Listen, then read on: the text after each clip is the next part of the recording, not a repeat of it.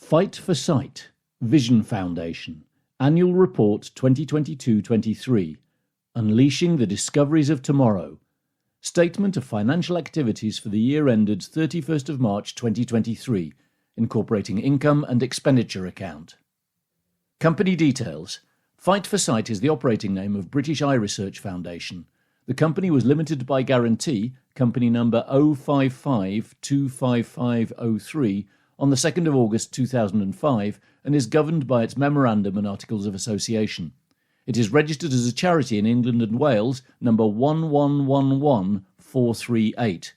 The charity commenced trading on the 1st of November 2005 when it took over the business activities, assets and liabilities of the Iris Fund for the Prevention of Blindness, company number 1929733, registered charity number 293204 and previously registered as the British Eye Research Foundation, and of Eye Research UK, company number 4424695, registered charity number 1091829, and previously registered as Fight for Sight.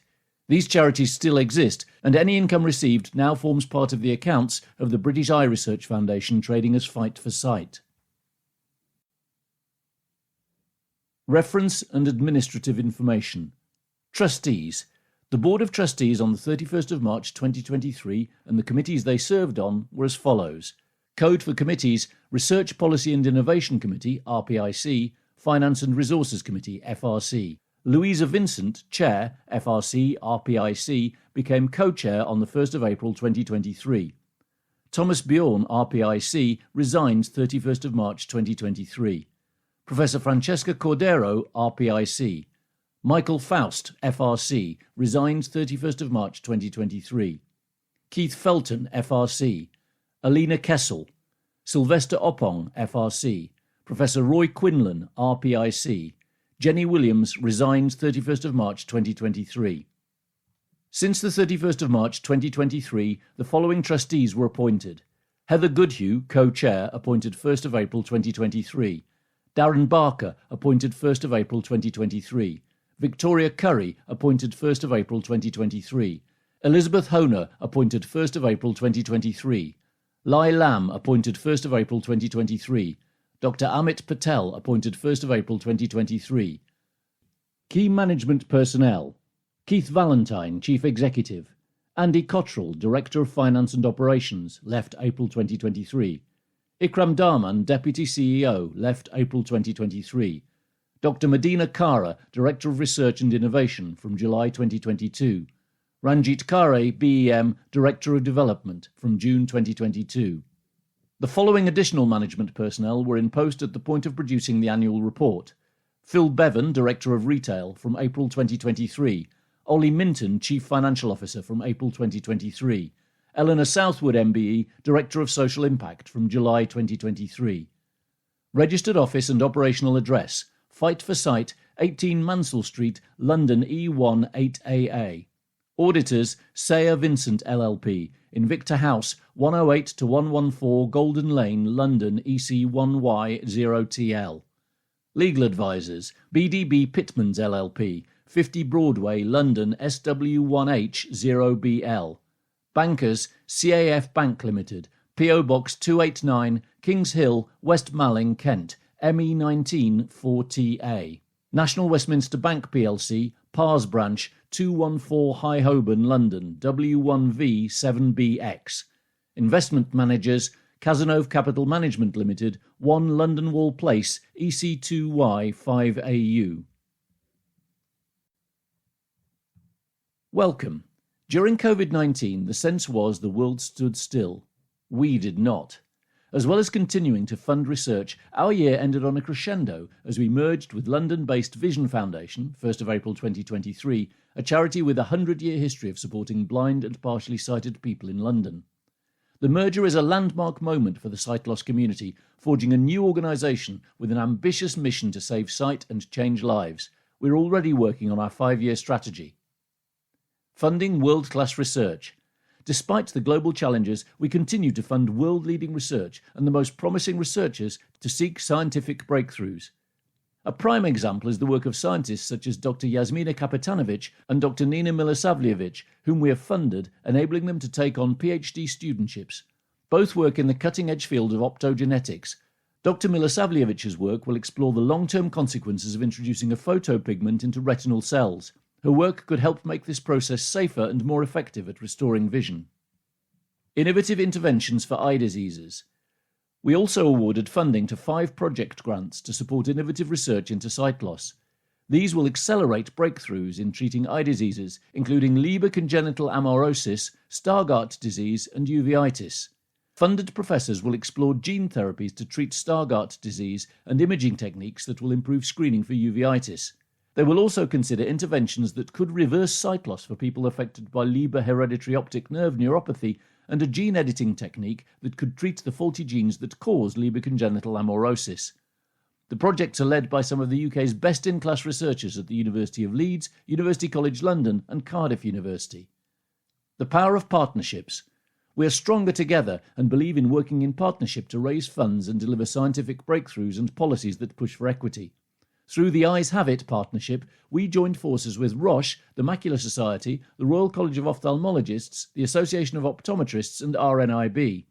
The partnership aims to push sight loss up the political agenda and campaign for a national eye healthcare plan in England. We welcomed Louisa Wickham's appointment as the first National Clinical Director for Eye Care. Generous support from fundraisers. Driving systemic change and scientific breakthroughs depends on raising funds, and individuals, trusts and partners have generously supported us. For example, a gift in a will led to the Zakarian Awards, which enabled us, together with the Royal College of Ophthalmologists, RCOPT, to fund ophthalmologists to buy out clinical time to conduct research. Ophthalmologists engaged in research are more likely to stay in the sector. It means insights from the clinic inform research that could improve therapeutic treatments for people living with sight loss. In October, we received a substantial gift of £250,000 from the Lawrence Misner Charitable Trust. The Trust has generously supported Fight for Sight for over 20 years. Recently, the trustees decided to make special donations towards some of the charities they felt best reflected the settlers' intentions when forming the Trust. This fund has enabled us to fund the Fight for Sight Lawrence Misner Charitable Trust PhD studentship, which Dr. Milosavljevic will supervise. Due to the merger, next year's annual report will look and sound slightly different. One thing that will not change is our determination to deliver breakthroughs that create an optimistic future for everyone impacted by sight loss. Louisa Vincent, Co-Chair of Trustees, Keith Valentine, Chief Executive. Highlights. We continue to fund world-class research to stop sight loss and support researchers throughout their careers. Campaigning for change. Through the Eyes Have It partnership, we continue to raise awareness of the urgent need for a national eye care plan in England. We attended Westminster World Eye Health Day, hosted by Marcia de Cordova MP in October 2022. 44 parliamentarians and several clinical experts were there to learn what actions could tackle the crisis in eye care. Support for the cost of living crisis. We will not let the cost of living crisis derail our mission to stop sight loss by funding the highest quality early research. It is why we increased the stipends of all of our funded PhD students active as of the 1st of October 2022, including new students. PhD students receive stipends for living costs rather than salaries, pay rises and paid overtime. Long working hours mean they often cannot supplement their incomes with part-time work. Encouraging research by ophthalmologists. In its first year, the Royal College of Ophthalmologists' Fight for Sight Zakarian Awards funded Dr. Abdus Samad Ansari of King's College London and Dr. Tasani Braithwaite of Guy's and St Thomas's NHS Foundation Trust. Awards allow them to buy out time from their clinics to undertake ophthalmic and vision research. Dr. Ansari is researching glaucoma and dementia, and Dr. Braithwaite genetic factors relating to inflammatory eye conditions.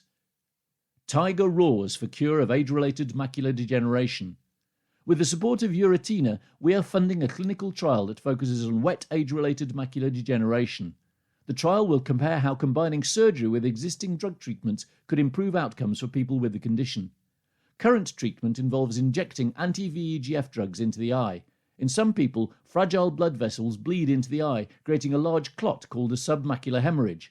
Blood is toxic to the retina's light-sensing cells, leaving permanent scarring and much worsened vision. The Tiger trial explores whether combining surgery with anti-VEGF injections could improve results. we awarded the grant to Professor Timothy Jackson of King's College London in 2020 when he began testing a novel treatment to clear sight-threatening blood clots. If the results show surgery and injections improve vision more than injections alone, patients could be offered this treatment combination. Alleviating the impact of hallucinations. We are funding Dr. Tamsin Callahan to develop an educational tool to help alleviate hallucinations in Charles Bonnet syndrome. Only a minority of people, 9 to 15%, are willing to discuss their hallucinations with care providers. Those that do discuss them often feel unsupported.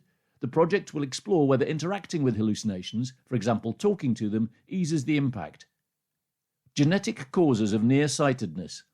With our funding, Professor Jeremy Guggenheim and his team analysed data from more than 340,000 people to explore how genetic variants and lifestyle factors associated with schooling increase the risk of myopia, the leading cause of irreversible visual impairment. They identified 5 genetic variants, 2 previously unknown. Our dedicated supporters. A big thank you to all our family fundraisers who have raised vital funds for sight loss research all year round. We could not do what we do without you. New directors to drive our mission. We welcome 2 new directors to our team, Dr. Medina Kara, our Director of Research and Innovation, and Ranjit Kare, BEM, Director of Development. Medina has expertise in research, policy and innovation and health and care research funding. She has worked at the National Institute for Health and Care Research and the Stroke Association. Ranjit has 15 years' experience in the voluntary sector and earned the British Empire Medal for her voluntary contribution during COVID-19. Before this, she was an advertising director, building multi-million-pound marketing relationships with some of the biggest household names, such as L'Oreal Luxury Products, Premier Foods and British Airways. Ranjit has a rare eye condition called idiopathic polypoidal choroidal vasculopathy, for which she is receiving treatment at Moorfields. Our goals. We will unveil a new 5-year plan in line with our merged charity.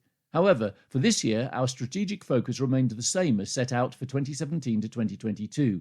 We have therefore reported achievements in the key disease areas of focus. Those 4 core strategic priorities cover the biggest challenges in eye research, so we can have the most impact on people with sight loss. 1. Age-related macular degeneration. 2. Glaucoma. 3. Inherited eye diseases. 4. Sight loss linked to other diseases, multimorbidities. Our focus was on 6 goals that will give way to meaningful transformative research with a potentially huge impact on people with sight loss. 1. Increase understanding of how diseases and conditions start and develop. 2. Prevent eye diseases and conditions. 3. Enable eye diseases and conditions to be detected earlier. 4. Develop new and improved treatments for eye diseases and conditions. 5. Improve the public's understanding of how to reduce the risk of sight loss. 6. Provide information to people affected by sight loss. Number of projects: 14 age-related macular degeneration, 19 glaucoma, 29 inherited eye diseases, 17 multimorbidities, 39 other. Testing times. Professor Roger Anderson. If you have been for an eye test recently, you have probably seen the Snellen test. It includes the familiar letter chart. Our funding helped develop a new test better suited to those with age-related macular degeneration. The Moorfields Acuity Chart, MAC, will help detect early changes in the retina to monitor disease progression. The MAC was developed by a team led by Professor Roger Anderson, Ulster University, as part of a PhD project with Dr. Nilpa Shah. Funded by Fight for Sight and Moorfields Eye Hospital, the test offers a quick, reliable method for detecting the earliest changes in the retina in macular disease, allowing for earlier diagnosis. It features letters created from fine black and white stripes. Unlike the standard chart, these 2-coloured high spatial frequency letters appear to vanish when they are too small to be recognised. It was tested on 80 patients with age-related macular degeneration and 38 normal-sighted peers in conjunction with the standard chart. Now commercially available, the MAC has generated interest for clinical use and clinical trials worldwide as it improves on the poor repeatability found in previous charts. Our research funded across the UK. Note, Fight for Sight has historically listed all active grants, whereas this year just grants awarded within the financial year are included. 13 institutions UK-wide. Cost of living uplift awarded to 18 PhD students, £58,000. UK IRD Consortium, Inherited Eye Diseases, £60,000. University of Leeds, UCL Institute of Ophthalmology, Manchester Royal Eye Hospital, Oxford University Eye Hospital. Ulster University, Professor Colin Willoughby, glaucoma £110,000. University of Leeds, Professor Colin Johnson, inherited eye diseases £247,000. University of Liverpool, Dr. Kerry McLean, sight loss linked to other conditions £100,000. Dr. Lauren Hepworth, multimorbidity £12,000. University of Manchester, Dr. Nina Milosavljevic, inherited eye diseases £110,000. University of Leicester, Dr. Mervyn Thomas, inherited eye diseases £15,000. Anglia Ruskin University, Professor Rupert Bourne, sight loss linked to other conditions £91,000. University of Oxford, Dr. Yasmina Kapitanovic, inherited eye diseases £110,000. John Radcliffe Hospital, Professor Susan Downs, sight loss linked to other conditions £13,000. Cardiff University, Dr. Julie Albon, glaucoma £15,000. Professor Marcella Vatruba, inherited eye diseases £249,000. University of Plymouth, Dr. Mahesh Joshi, sight loss linked to other conditions £15,000. City University London, Dr. Tamsin Callaghan, sight loss linked to other conditions £15,000. Great Ormond Street Hospital for Children NHS Foundation Trust, Dr. Lola Salebo, glaucoma £15,000. Guy's and St Thomas's NHS Foundation Trust, Dr. Tazani Braithwaite, multimorbidity £25,000. Imperial College London, Dr. Esther Reina Torres, glaucoma £15,000. King's College London, Dr. Samad Ansari, glaucoma £24,000. Queen Mary University of London, QMUL, Dr. James Whiteford, age-related macular degeneration £15,000.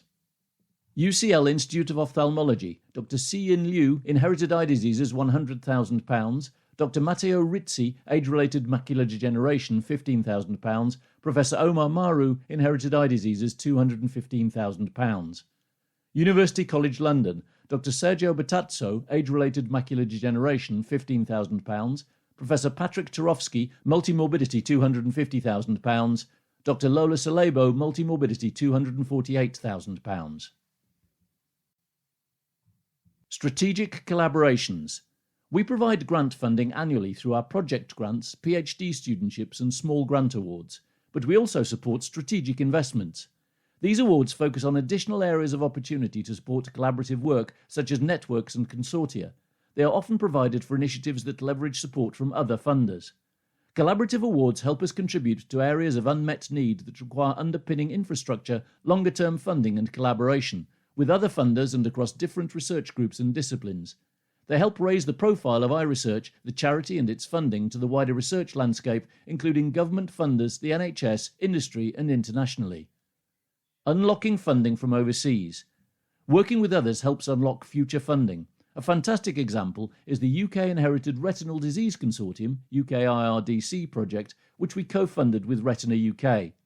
Professor Alison Hardcastle, one of the project's lead investigators, and her team have secured the highest funding pot available in a competitive grant programme from the US-based Foundation Fighting Blindness. The $2.5 million funding follows the team's identification of the genetic cause behind a type of retinitis pigmentosa, RP17. In 2020, Professor Hardcastle and colleagues at UCL Institute of Ophthalmology, with collaborators at Radboud UMC in the Netherlands, published their groundbreaking findings. They found that RP17 was caused not by simple genetic spelling mistakes, but by complex structural rearrangements of chromosome 17. High-quality data on hearing loss and eye health in the UK. Fight for Sight has helped fund the UK National Eye Health and Hearing Study, UK NEHS, to deliver high-quality data on hearing loss and eye health in the UK. Fight for Sight has contributed funding for the pilot phase of the UK NEHS. This pilot will help inform a population-based study of people over 50 years old across all 4 nations, which will help plan future services and improve outcomes. The chief investigator on the project is Rupert Bourne, Professor of Ophthalmology at Anglia Ruskin University and Consultant Ophthalmic Surgeon at Cambridge University Hospital. Other partners include Anglia Ruskin University, Deafblind UK, Glaucoma UK, Guide Dogs, Macular Society, RNIB, RNID and Thomas Pocklington Trust. Support for early career researchers. Funding early career researchers and investing in their training and development is key to producing future leaders in eye and vision research. Following lobbying by the Association of Medical Research Charities, AMRC, in the previous financial year, the government committed £20 million to helping early career researchers who had been impacted by the pandemic and who were being supported by medical research charities. In last year's annual report, we brought to your attention that Fight for Sight researchers had received funding worth £289,000 from the government. A further £50 million of government funding was announced this year in support of the same cause. With this secondary contribution, we received just over £866,000, enough to support an additional 32 researchers. Combining this with the previous contribution, the total support for early career researchers received was just over £1,155,000 for 39 people, a welcome boost to retaining and launching ophthalmology talent. The people who made it all possible. Partners for joint funding and collaborative working. AK Society, Alzheimer's Research UK, British and Irish Orthoptic Society, BIOS, Birdshot Uveitis Society, Blind Veterans UK, Childhood Eye Cancer Trust, Debra UK, Diabetes UK, Esme's Umbrella, Glaucoma UK, Health and Care Research Wales, Keratoconus Group UK, Moorfields Eye Charity, Nystagmus Network, Retina UK, Sight Research UK, Stargarts Connected, Stroke Association, the Azure Society, the Medical Research Council, the Royal College of Ophthalmologists, Thomas Pocklington Trust, Versus Arthritis. We would like to thank all our funders. The following made a significant impact on helping us rebuild in the period after COVID-19. Chubb, Fight for Sight Northamptonshire Committee, Fight for Sight Warwickshire Committee, Ian West and Acanthamoeba Keratitis Community UK, Miss Barbara Mary Wilmot Discretionary Trust, Miss Caroline Jane Spencer's Fund, Peacock Charitable Trust, Performance Finance, Roche Products Limited, Team CRB1, Team G Singh Family Fund, the Cameron Family Fund, the Gilbert Family Stargart Fund, the Harromead Trust, the Kirby Lang Foundation, the Lawrence Misner Charitable Trust, the Mahoro Charitable Trust, the Michael Foundation, the Patrick and Helena Frost Foundation, the Roberts Family Fund, the Ronald and Joan Johnston Charitable Trust, the R.S. MacDonald Charitable Trust, the Syncona Foundation, the Tommy Salisbury Koroida Remia Fund, Thea Pharma, Thriplo Charitable Trust, Topcon. Investing in future talent. A focus of ours is to invest in our people as well as in innovative research. To sustain eye research, we need good scientists and good science. Part of that commitment means that we fund PhD studentships. The benefits are twofold. PhD students receive training, while researchers gain from seeing students' careers progress. Their work informs science that could find new treatments and cures that could stop sight loss. Professor Judy Coulson of the University of Liverpool mentored the PhD studentship of Louisa Silva, which concluded in 2022. The work concerned research into uveal melanoma, a rare aggressive tumour of the eye focusing on a specific genetic mutation that causes the condition, the loss of a gene called BAP1. The value of PhD studentships. In her final project report, Louisa shared what the experience meant to her. Fight for Sight funding has been crucial for the development and accomplishments of this project, she said. It has allowed me an incredible experience that helped my personal and professional growth. Ever since I can remember, I've always been passionate about science. As time passed, I developed a particular interest in cancer research, specifically the molecular pathways by which cancers progress and which strategies they adopt to evade treatment. Fight for Sight funding has allowed me to investigate the molecular pathways by which metastatic uveal melanoma develops. Hopefully, I've been able to contribute to a better understanding of uveal melanoma biology and identified candidates that could be used to target for metastatic uveal melanoma in the future. In addition, this funding has allowed me to learn a diverse range of techniques in the lab, as well as a wide spectrum of skills I will be able to use in my future career. An international development. The grant included funding for travel, enabling Louisa to attend the largest international conference for ocular research, ARVO, where she presented her work for the first time in person. She says, "The conference helped my professional and personal development as it allowed me to acquire feedback for my work. It allowed me to network with like-minded individuals from academia and industry." Lead investigator Professor Judy Coulson adds, "This has been a fantastic team project, bringing together different expertise to support Louisa in her PhD work. We are now poised with some interesting new targets for uveal melanoma therapy that we hope to take forward into preclinical models. We're hugely grateful to the charity and all its fundraisers for providing this opportunity to further the goal of better treatment options for this devastating disease. Professor Judy Coulson. Strategic Programme 1: Age-related macular degeneration. Age-related macular degeneration is the most common cause of permanent and severe sight loss in the UK. It involves a loss of central vision in the macula and a small area of light-sensitive cells in the retina at the back of the eye. Macular degeneration can affect a person's ability to carry out everyday activities such as reading, driving, or seeing faces. There is currently no cure for the dry form of the condition, which accounts for 90% of cases. The remaining 10% of cases are wet, and treatment can slow the progression of the disease for some people. We're funding research to develop better treatments. Blood vessels linked to macular disease. We're funding research investigating a treatment for dry age-related macular degeneration carried out by Professor Alan Stitt of Queen's University, Belfast. His work considers the damage that can happen with age to a network of specialised blood vessels below the retina called choriocapillaris, involved in the development of the condition. Maintaining the health of these vessels, including ways of repairing themselves using a molecule called APC, could be developed into a treatment for dry age-related macular degeneration. Ultimately, this could help prevent the condition from progressing to the wet and blinding form. Small grants, big impact. A small grant from Fight for Sight will enable Dr. James Whiteford of Queen Mary University of London to explore potential therapies that could slow down or stop sight loss for people with age-related macular degeneration. His research will advance our understanding of the role of drusen in the condition. Drusen are yellow particles made up of fat and proteins that can appear under the retina. As we age, these particles increase. Increased drusen has been associated with the early stages of macular disease, and Dr. Whiteford will generate a new experimental model to study their formation. We also awarded a small grant to Dr. Matteo Rizzi of UCL Institute of Ophthalmology. Research into the dry form of the condition has been hindered by a lack of suitable experimental models for studying the disease and testing potential new treatments. Dr. Rizzi will develop a new experimental model for studying geographic atrophy, a late-stage blinding disease caused by dry age-related macular degeneration. This model has great potential to galvanise research into the dry form of the condition, paving the way for improving the understanding of the biology of the disease.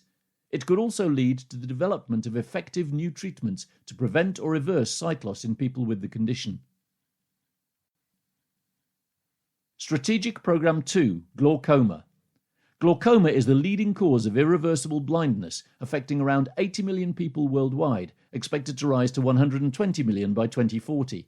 It is characterized by damage to the optic nerve, which connects the eyes to the brain. The two major risk factors are elevated eye pressure and older age. While glaucoma can be managed, damage to the optic nerve is irreversible and there is no cure. Here are 3 of the projects we funded this year. Hormonal impact on glaucoma. We awarded a PhD studentship to Professor Colin Willoughby of Ulster University. He will oversee a student investigating the role of an anti-scarring hormone called relaxin in the development of glaucoma, as well as exploring its potential as a treatment. The research addresses glaucoma linked to high pressure within the eye, a common cause. This intraocular pressure damages the optic nerve and leads to sight loss. The common treatment, steroids, can cause blockages in the eye's drainage system and lead to a further pressure increase, sometimes developing into steroid-induced glaucoma. Researchers recently showed relaxin is markedly reduced in the eye's drainage system in donors who show a steroid response. Relaxin could offer a new approach to treating steroid-induced glaucoma by helping prevent ongoing scarring in the eye's drainage system. Treating glaucoma by implanting cells. Dr. Esther Reina Torres of Imperial College London is investigating the potential of an innovative new treatment approach that involves transplanting cells into the eye. These have been engineered to produce nitric oxide, a molecule that helps keep the eye's drainage system free of debris. A novel approach to treating glaucoma. We have awarded a small grant to Dr. Julie Albon of Cardiff University. Our grant will help fund Dr. Albon's work, which could uncover a new treatment for glaucoma. She will investigate how specific cell types within the optic nerve head may contribute to an abnormal healing process resulting from current glaucoma treatments. This process advances nerve damage and leads to further sight loss. Understanding the biological mechanisms driving this response could uncover new avenues for treating glaucoma. An energetic response. Though high pressure is the main risk factor for glaucoma, it isn't linked to older age, another important risk factor. So why does aging affect glaucoma? A good measure of aging is how well our mitochondria work, the compartments inside cells that make a chemical the body uses for energy. Retinal ganglion cells, the cells that connect the eye to the brain and die off in glaucoma, have a high demand for energy and include sections that contain extra mitochondria. So if mitochondria work less well with age, the optic nerve will suffer from not having the energy it needs. Mr. Gerasimos Laskaratos, Associate Professor, Reader at King's College London, produced his final report on an exploration of the role mitochondria may play in glaucoma, which we funded. He showed that people with glaucoma who have reduced mitochondrial function lose sight more quickly, so by improving mitochondrial function, we may be able to delay or prevent glaucoma progressing. Strategic Programme 3, Inherited Eye Diseases. Sight loss and blindness continue to impact generations of families. Thousands of children are affected by sight loss from inherited eye diseases that result from faulty genes. Through research, we can better understand the genes responsible for inherited eye diseases and discover new therapeutic treatments, including gene therapies. By investing in science, we can save sight and change lives. Optogenetics to restore sight. 2 PhD studentships awarded in 2022-23 will advance our understanding of the cutting-edge field of optogenetics. Optogenetics involves the introduction of a gene that contains instructions for light-sensitive proteins, photopigment, into cells to enable them to detect light. Using this approach in retinal cells could restore vision for those with inherited retinal degeneration or age-related macular degeneration. With generous support from the Lawrence Misner Charitable Trust, we awarded funding to Dr. Nina Milosavljevic. Dr. Milosavljevic will supervise a PhD student to explore the long-term consequences of introducing a photopigment into retinal cells. They will use this knowledge to adapt the approach to help make it safer and more effective at restoring vision in the future. Dr. Yasmina Kapitanovic will also supervise a student through her research into age-related macular degeneration. The project will investigate the potential of using an alternative optogenetic strategy involving innovative gene editing tools to switch on patients' photopigment genes in their retinal cells. A cutting-edge approach to a childhood condition. We are funding Professor Colin Johnson of the University of Leeds to investigate a treatment for Leber congenital amaurosis, the term used for a group of inherited eye conditions that cause blindness or severe vision loss in early childhood. One of the commonest causes of blindness in children, it affects around 2 or 3 of every 100,000 newborns. Scientists have identified faults in at least 27 different genes that can cause this condition. One of the most affected genes is CEP290.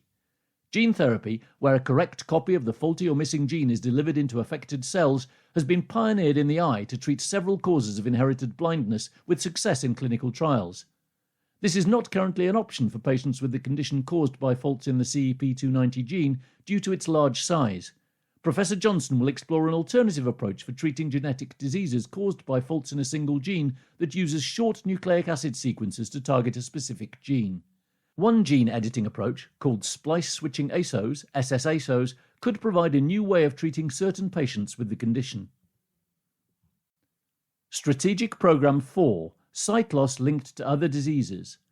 A strong connection exists between our eyes and the rest of the body, so experiencing eyesight issues can indicate other underlying conditions.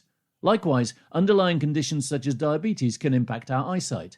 We fund research into sight loss linked to other diseases. Gut toxins and inflammatory eye conditions. Behçet's syndrome is a very serious condition that causes swelling and ulcers and can lead to blindness and early death. We don't yet know the specific cause. Thanks to research by a team including Dr. Li-Ying Lo, we know that people with Behçet syndrome have more bacterial toxins in their blood samples than people without the condition. These toxins can only arrive there via the gut if its lining isn't working as it should. This in turn could be a sign something is going on in the community of microbes and bacteria that live in the body, collectively the microbiome. Microbiome can send the immune system into overdrive, leading to inflammation, including in the eye. We funded Dr. Lowe to investigate changes in the gut microbiome in the stool samples of people with Behçet syndrome compared to healthy volunteers. As part of her clinical fellowship at the University of Birmingham, Dr. Lowe was able to complete her PhD thesis that applied technologies used for reading genetic information to diagnosing eye infections. This technology could have major implications for healthcare, with personalised antibiotic treatment improving patient outcomes and reducing resistant organisms. It could also have a broader impact on global blindness. The award was a vital stepping stone in Dr. Lowe successfully obtaining a prestigious NIHR clinical lectureship in ophthalmology. Cognitive tests for stroke survivors. We have also funded Dr. Lauren Hepworth at the University of Liverpool through a Fight for Sight British and Irish Orthoptic Society BIOS small grant award. Dr. Hepworth's work looks at adapting a test called the Oxford Cognitive Screen to make it more accessible for stroke survivors who are having visual difficulties. The test helps assess the cognitive impairment of those who have had strokes. They may be experiencing difficulties with memory, paying attention, or recognising places or things, all common after a stroke. However, the current version does not accommodate for people who are unable to see smaller sizes of text or detail, approximately 44% of stroke survivors. Dr. Hepworth's new version of the Oxford Cognitive Screen allows complete, accurate cognitive screening when stroke survivors have difficulty seeing smaller text sizes. This will better inform future care decisions appropriate to their needs. It could also pave the way for tests using pen and paper to be adapted for those with difficulty seeing smaller text sizes. Looking forward, merger spotlight. Following the merger of Fight for Sight and Vision Foundation, which we completed in April 2023, we will continue to build a single charity dedicated to one unifying mission. That mission is to save sight and change lives. It is a mission that reflects two urgent questions everyone faces when they receive a diagnosis of sight loss. Firstly, how do I stop this? And secondly, how do I live my life? Answering these questions will guide our strategy through the next year, and as we forge a 5-year plan with solid foundations and big ambitions. Funding changes that will change people's lives. We are forged from two ambitious grant-making charities. Fight for Sight funds investments that could lead to scientific breakthroughs and treatments that stop eye diseases from progressing. Ultimately, we want to support work that prevents people from losing their sight, stops the progression of eye disease, and has the potential to reverse sight loss.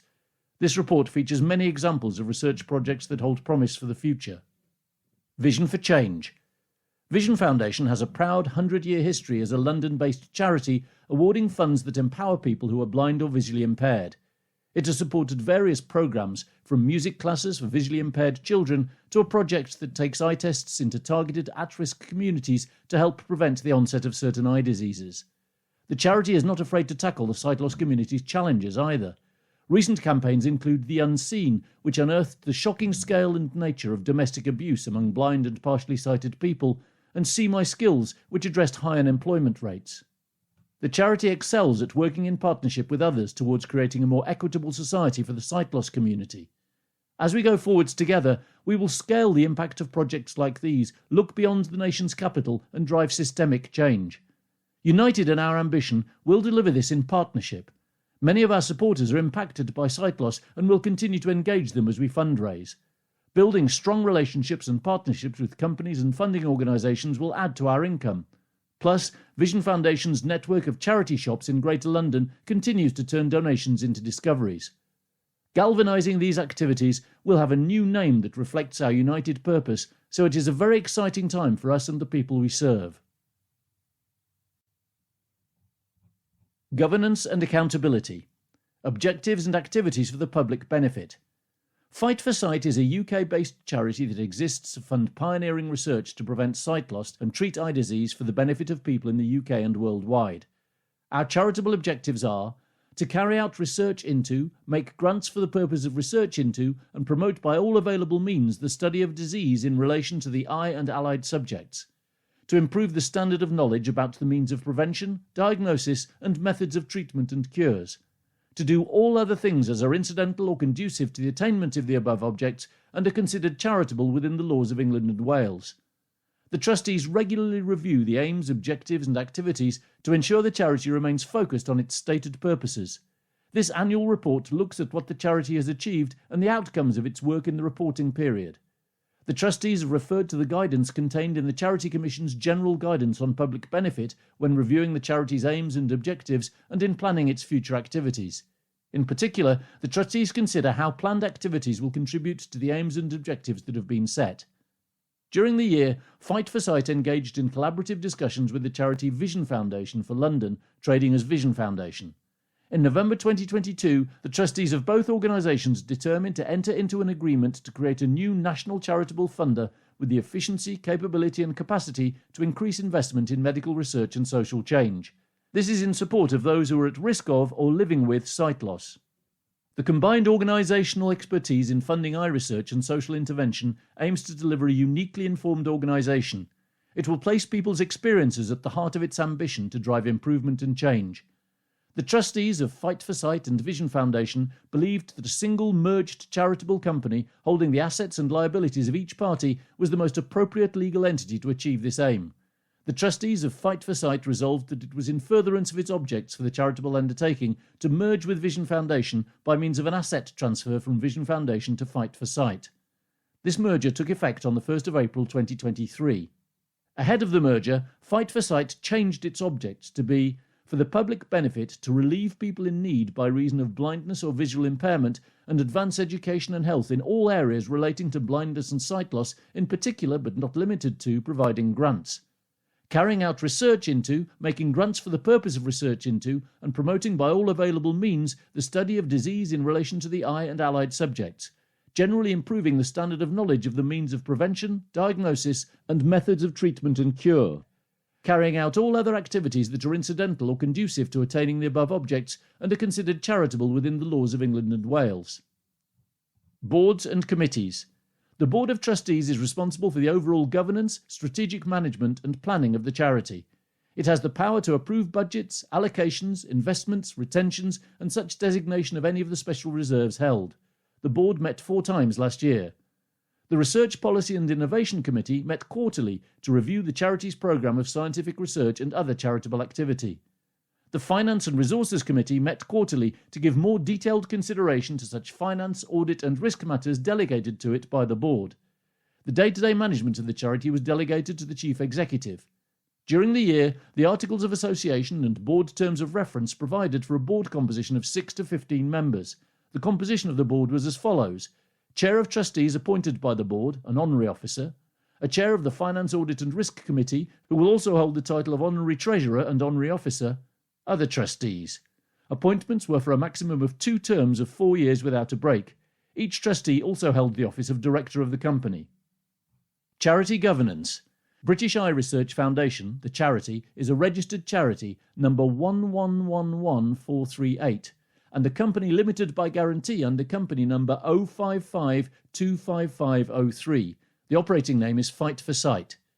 Fight for Sight is the parent to 3 subsidiary organisations: the Iris Fund for the Prevention of Blindness, company number 01929733, Eye Research UK, company number 04424695, and Fight for Sight Trading Limited, company number 02389071. Vision Foundation for London is a registered charity, number 1074958, and a company limited by guarantee under company number 03693002. The charity was formerly known as the Greater London Fund for the Blind, and the name was formally changed on the 31st of July 2019 to Vision Foundation for London. The operating name is Vision Foundation. Vision Foundation and Fight for Sight merged as of the 1st of April 2023. Vision Foundation transferred all its assets and liabilities to Fight for Sight. Equality, diversity and inclusion. At Vision Foundation and Fight for Sight, we're committed to promoting equality and preventing discrimination at work. We know that these are essential attributes of any charity that seeks to promote valuable and lasting change in our society. We know that simply having a diverse workforce is not enough. We want to create an inclusive environment where everyone can contribute to their best work and develop to their full potential. We also want to celebrate that everyone is different yet valued and ensure that every colleague is treated with dignity and respect. Our policy applies to all colleagues as well as volunteers, trustees and other representatives of the charity. In April 2023, we introduced a new equality, diversity and inclusion policy that was approved by the Board and which sets out our commitments in this area. Fundraising. The charity acts in compliance with the terms laid down by the fundraising regulator, data protection guidelines and the highest professional conduct and standards when raising funds from the general public. Fight for Sight uses a third party for fulfilment, Telebank, but does not employ any commercial participators in its fundraising activities. In all our fundraising, we adhere to our fundraising policy, which aligns with the Chartered Institute of Fundraising and the Fundraising Regulator's Code of Fundraising Practice. We did not receive any complaints about fundraising activity in 2022-23. Within our fundraising policy and approach, we ensure we protect vulnerable people and our staff are trained in this area of our work. We continually monitor new and existing third parties, working with them to raise funds. We ensure they comply with the Code of Fundraising Practice and both legally and ethically with the objectives of Fight for Sight. This includes, but is not limited to, reviewing all compliance documentation provided by third parties and demanding more robust protections are put in place where necessary. If at any point we were not satisfied that a third-party supplier is operating to the highest standards of respect for the personal data and wishes of its supporters, we would end the relationship immediately. All the professional fundraisers we work with to process supporters and prospective supporters' personal data must be ISO and BS certified and fully compliant to process financial data. We treat donors and the public fairly, showing sensitivity and adapting our approach depending on their needs. We take care not to use any images or language that could cause distress or anxiety. To ensure all reasonable steps are taken to protect vulnerable adults, we comply with the Institute of Fundraising guidance set out in the document Treating Donors Fairly, Responding to the Needs of People in Vulnerable Circumstances and Helping Donors Make Informed Decisions. We require our staff and any agencies contacting members of the public on our behalf to comply with guidelines provided by the Direct Marketing Association and Public Fundraising Regulatory Association. These guidelines do not cover children and young people under the age of 18, and we do not actively seek donations from them. Management and remuneration. The board reviews salaries and remuneration for all staff through the annual budgeting process, reflecting comparable salaries across the sector and in similar organisations. Risk management. The trustees recognise their responsibilities with regard to risk management and review the main risks to the charity regularly. They have been keen to ensure the charity has adequate procedures, process and strategies in place to monitor, eliminate or mitigate any potential risks faced by the organisation. Particular attention is given to the staffing, operations and financial management of the charity. After review, the trustees were satisfied that the charity has appropriate systems of control in place to manage exposure to the key risks. The Board of Trustees delegates specific powers to the Finance and Resources Committee. As a subcommittee of the board, the committee oversees financial and risk management matters, including reviews of endemic and specific operational risks. Mitigating strategies are employed as required, underpinned by ongoing monitoring and checking to ensure compliance with policies and best practice. The main risks or mitigating actions identified at the current time are those risks associated with the merger with Vision Foundation. In particular, a failure to define and deliver clear communicable strategic goals to donors, maintain standing in the sector and among the public, carry out our purpose in a period of significant organisational change, adapt to post-merger ways of working. We take these risks seriously and are adding capacity across the new charity to ensure we can provide a coherent and impactful vision for the future. We're also implementing excellent governance processes and supporting the staff and volunteer teams through a period of transition. Research strategy and grant-making policy. Our research strategy covers the period 2017 to 2022. As grants are awarded by financial year, the strategy ran through to the end of the 2022-23 financial year. The key objective of the strategy is to continue fulfilling our mission of working towards a world everyone can see. Most of our funding is allocated across the following strategic priorities: age-related macular degeneration, glaucoma, inherited eye disease, sight loss linked to other diseases, multimorbidities. To ensure we are supportive of additional key areas of eye research, we kept open the possibility of funding research for any eye condition. Funding pioneering research. We fund pioneering research to treat eye disease by supporting a wide range of grants that reflect the varying needs of people experiencing and who are at risk of sight loss. Research funded ranges from basic laboratory research that investigates how the eye works, the mechanisms underlying eye diseases, and developing new therapies and preclinical and pilot studies. We also have funding schemes dedicated to supporting capacity building in eye research.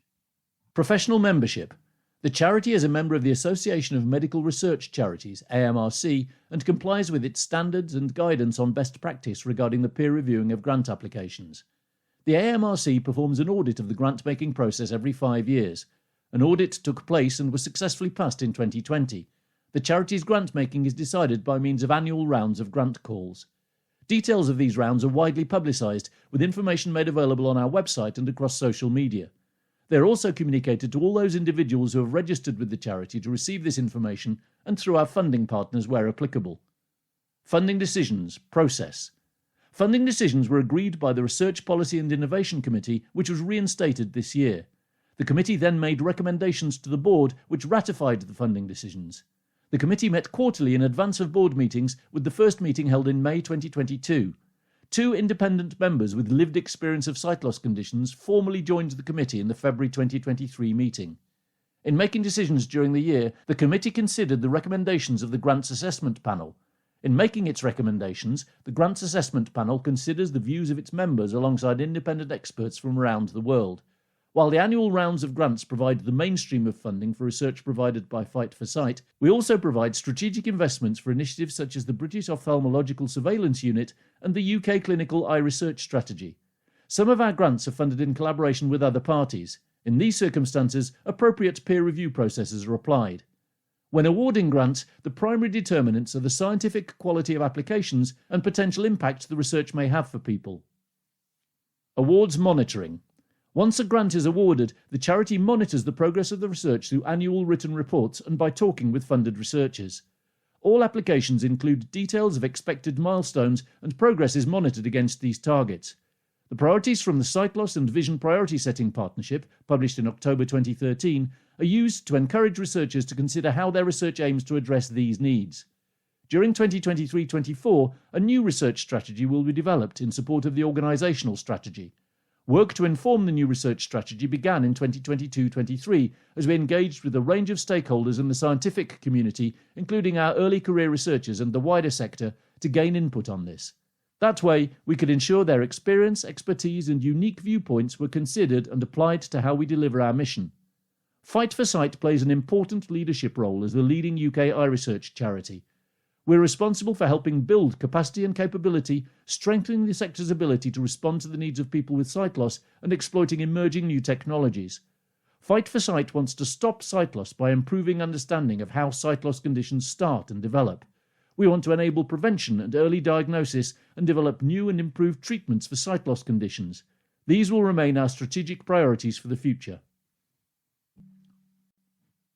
Review of financial activities. All information in this section is for the charity before the merger with Vision Foundation. Total income for the year was £4.8 million, 2022 £3.5 million. This comprises £4.6 million, 2022 £3.4 million, from donations and legacies, £0.2 million, 2022 £0.1 million, from investment income and a small amount of royalties. During the year, we increased the value of grant commitments made to new research to £2.6 million, 2022 £2.3 million, and wrote back grant commitments made in previous years of £0.36 million, 2022 £0.05 million. Total research expenditure, including support and governance costs, was £2.8 million, 2022 £2.6 million. The increase in total spend was due to a decision to fund additional projects utilising designated funds. Policy and information costs were £0.36 million in total, 2022 £0.32 million. The increase in spend reflects an increase in support costs during the year. For the year, the charity had net losses of £0.38 million on investment assets, 2022 £0.18 million net gain. Despite the investment loss achieved in year, the trustees remain mindful of market volatility due to uncertainty around the resolution of the conflict in Ukraine and rising inflation and interest rate and threats to global growth. The net movement for the period before the investment gain was a surplus of £0.50 million, 2022 £0.38 million net deficit. After the investment loss, the net movement in funds for 2023 amounted to a surplus of £0.12 million, 2022 deficit of £0.21 million. The total net assets of the charity were £8.1 million at the 31st of March 2023, 2022 £8.0 million, and £11.7 million after the transfer of assets from Vision Foundation. This consisted of restricted funds of £0.47 million, 2022 £0.54 million, designated funds of £1.9 million, 2022 £2.7 million, and unrestricted general funds of £5.8 million, 2022 £4.8 million. Reserves policy and going concern. The trustees are committed to providing significant funding for research while ensuring that sufficient funds are available to provide for the grants already agreed. These liabilities are included in the charity's balance sheet, and lower risk investments and cash is set aside to finance them. In addition, the trustees are concerned with safeguarding the charity's continuing operations in the event of a sudden decline in income. The reserves policy states that the charity should maintain sufficient unrestricted general reserves to cover expenditure on core operating costs for a minimum of 1 year. Operating costs comprise all salaries and overheads, including those attributable to charitable activities. At year-end, this equated to a reserves requirement of £2.2 million. Post-merger, the charity will be developing a new reserves policy reflecting the importance of investing in impact and sustainable growth. Investment policy. All investments are currently held with Cazenove Capital Management Limited, which runs 3 portfolios for the charity. The portfolios were restructured during the first few months of the year. The end position is where there are 3 main portfolios. Portfolio 1 is managed with the aim of achieving a long-term performance target of CPI plus 4% and is invested wholly in a responsible multi-assets fund. Portfolio 2 is the charity's main operating account and is managed with the aim of achieving a long-term performance target of CPI plus 2 and is 65% invested in the multi-assets fund. Portfolio 3 represents liquid cash held for the charity to utilise in line with the revised investment strategy. The charity holds a certain proportion of assets, including all of Portfolio 3, as cash/cash equivalents to minimise any potential for realised investment losses on restricted funds. The Finance and Resources Committee meets with and receives regular reports from the investment manager. While it was disappointing to have recorded a loss in investments in the financial year, the committee was satisfied with performance in the context of the wider investment market. Direct investments in companies that manufacture tobacco products are not permitted. Statement of responsibilities of the trustees. The trustees, who are also directors for the purposes of company law, are responsible for preparing the trustees' annual report and the financial statements in accordance with applicable law and United Kingdom accounting standards, United Kingdom generally accepted accounting practice. Company law requires the trustees to prepare financial statements for each financial year which give a true and fair view of the state of affairs of the charitable company and group and of the incoming resources and application of resources. This includes the income and expenditure of the charitable company or group for that period. In preparing these financial statements, the directors are required to select suitable accounting policies, then apply them consistently, observe the methods and principles in the charity's SORP, make judgments and estimates that are reasonable and prudent, state whether applicable UK accounting standards and statements of recommended practice have been followed, subject to any material departures disclosed and explained in the financial statements, prepare the financial statements on the going concern basis unless it is inappropriate to presume that the charity will continue in operation. The trustees are responsible for ensuring the keeping of adequate accounting records that disclose with reasonable accuracy at any time the financial position of the charitable company and enable them to ensure the financial statements comply with the Companies Act 2006. They are also responsible for safeguarding the assets of the charitable company and group, and hence for taking reasonable steps for the prevention and detection of fraud and other irregularities.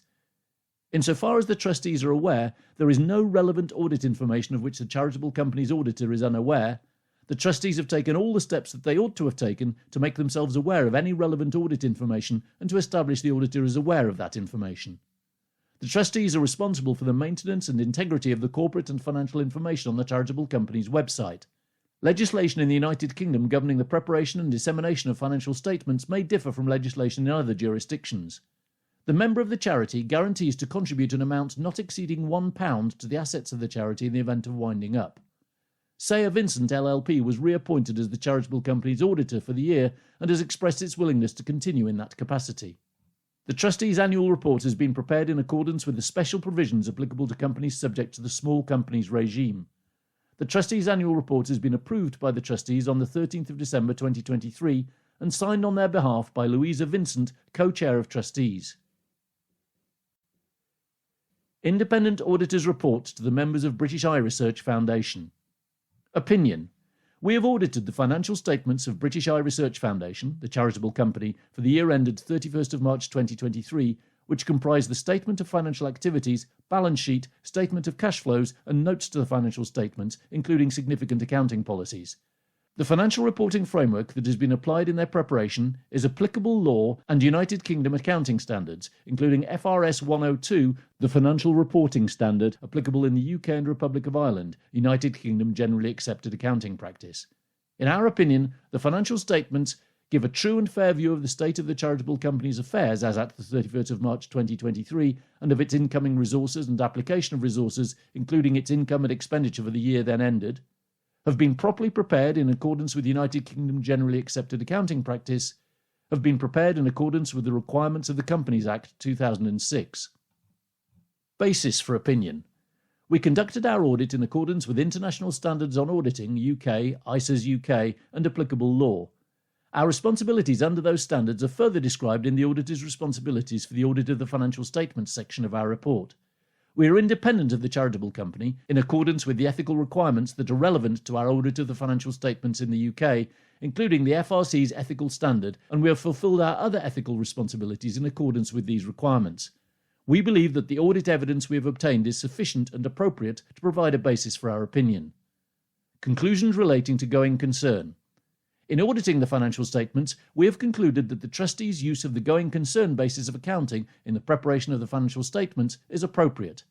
Based on the work we have performed, we have not identified any material uncertainties relating to events or conditions that individually or collectively may cast significant doubt on British Eye Research Foundation's ability to continue as a going concern for a period of at least 12 months from when the financial statements are authorised for issue. Our responsibilities and the responsibilities of the trustees with respect to going concern are described in the relevant sections of this report. Other information. The other information comprises the information included in the trustees' annual report other than the financial statements and our auditor's report thereon. The trustees are responsible for the other information contained within the annual report. Our opinion on the financial statements does not cover the other information, and except to the extent otherwise explicitly stated in our report, we do not express any form of assurance conclusion thereon. Our responsibility is to read the other information, and in doing so, consider whether the other information is materially inconsistent with the financial statements or our knowledge obtained in the course of the audit, or otherwise appears to be materially misstated. If we identify such material inconsistencies or apparent material misstatements, we are required to determine whether this gives rise to a material misstatement in the financial statements themselves.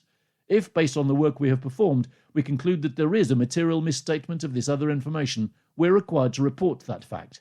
We have nothing to report in this regard. Opinions on other matters prescribed by the Companies Act 2006. In our opinion, based on the work undertaken in the course of the audit, the information given in the trustees' annual report for the financial year for which the financial statements are prepared is consistent with the financial statements, and the trustees' annual report has been prepared in accordance with applicable legal requirements. Matters on which we are required to report by exception. In the light of the knowledge and understanding of the charitable company and its environment obtained in the course of the audit, we have not identified material misstatements in the trustees' annual report.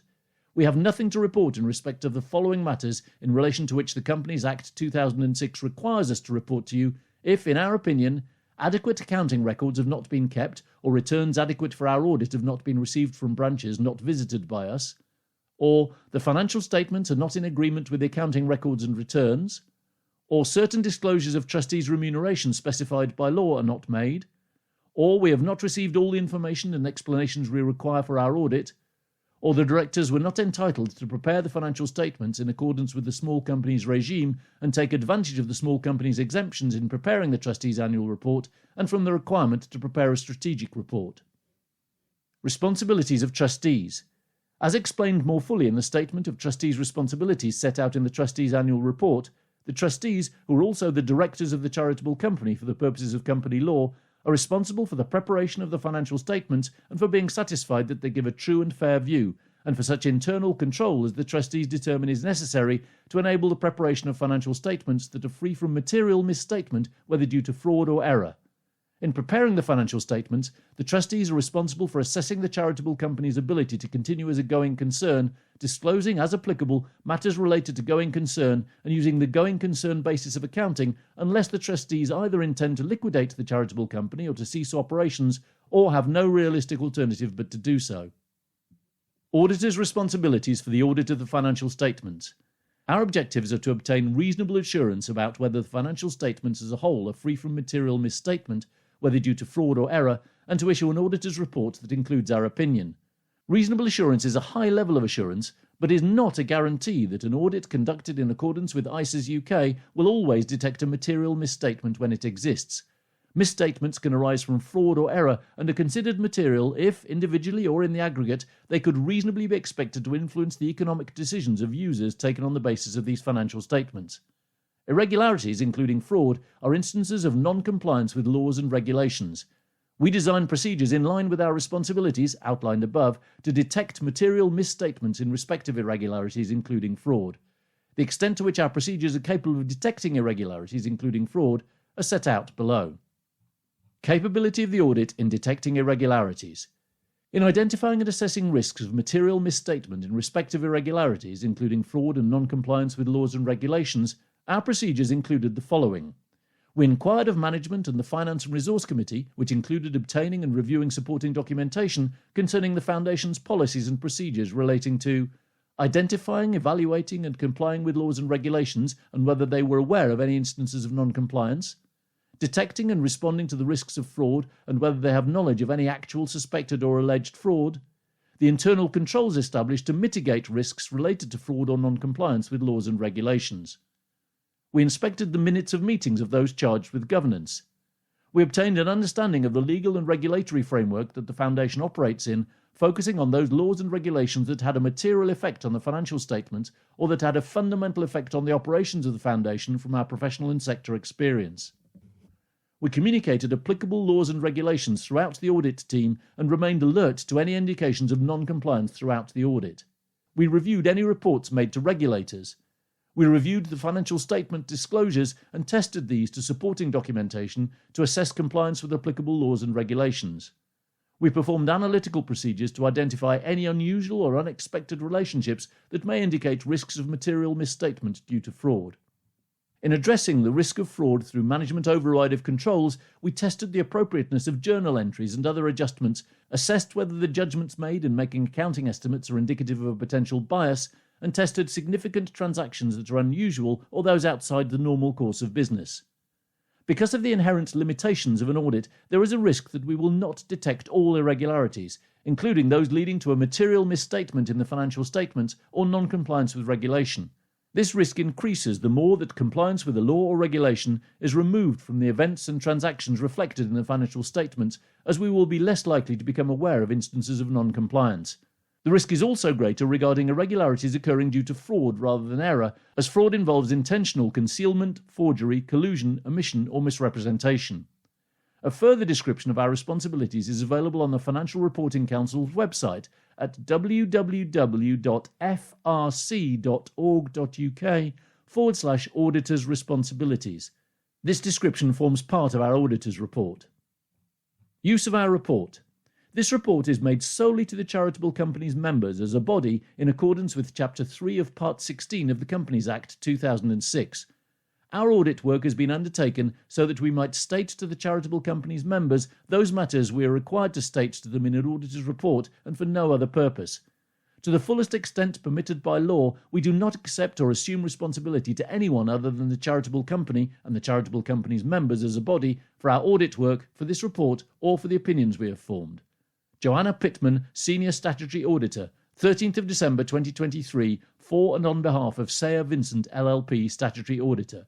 Invicta House, 108 to 114 Golden Lane, London EC1Y0TL. Sayer Vincent LLP is eligible to act as auditor in terms of Section 1212 of the Companies Act 2006. Statement of Financial Activity for the year ended 31st of March 2023. Income from donations and legacies. 31st of March 2023, unrestricted funds £2,380,000, restricted funds £2,219,000, total funds £4,599,000. 31st of March 2022, unrestricted funds £2,667,000, restricted funds £756,000, total funds £3,423,000. Investments. 31st of March 2023, unrestricted funds £209,000, restricted funds nil, total funds £209,000. 31st of March 2022, unrestricted funds £79,000, restricted funds nil, total funds £79,000. Other, 31st of March 2023, unrestricted funds £34,000, restricted funds nil, total funds £34,000. 31st of March 2022, unrestricted funds £12,000, restricted funds nil, total funds £12,000. Total income, 31st of March 2023, unrestricted funds £2,623,000, restricted funds £2,219,000, total funds £4,842,000. 31st of March 2022, Unrestricted funds £2,758,000, restricted funds £756,000, total funds £3,514,000. Raising funds. Fundraising, 31st of March 2023, unrestricted funds £1,175,000, restricted funds nil, total funds £1,175,000. 31st of March 2022, unrestricted funds £945,000, restricted funds £3,000, total funds £948,000.